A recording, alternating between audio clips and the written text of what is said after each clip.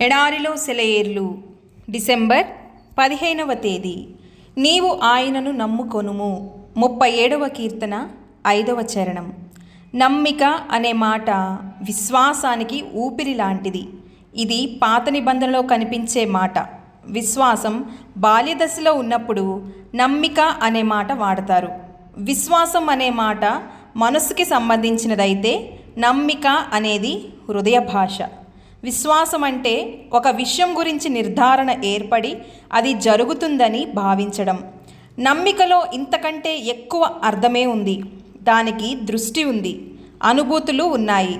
అది ఒక మనిషి మీద సంపూర్ణంగా ఆధారపడుతుంది.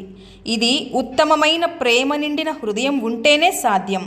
కాబట్టి ఆ దేవుని మీద ఇలాంటి నమ్మిక ఉంచుదాం. ఎన్ని ఆలస్యాలైనా, కష్టాలు వచ్చి పడినా, నిరాకరణలు ఎదురైనా, పరిస్థితులు ప్రతికూలమైన, మార్గం అర్థం కాకపోయినా, సంగతి ఏమిటో తెలియకపోయినా మార్గం సుగమనం అవుతుంది. స్థితిగతులు సుఖాంతమవుతాయి. మబ్బు విడిపోతుంది. నిత్య ప్రకాశం నెలకొంటుంది. విశ్వాసానికి విషమ పరీక్షలు ఎదురైతే దేవునిలో నీ నమ్మిక ఉంచు. శత్రు భయాన్ని కట్టిపెట్టు. నమ్మికతో విశ్రాంతిగా ఆయన కోసం కనిపెట్టు. గూట్లో కుదురుగా కూర్చున్న గువ్వ పిల్లలా హాయిగా ఉండు.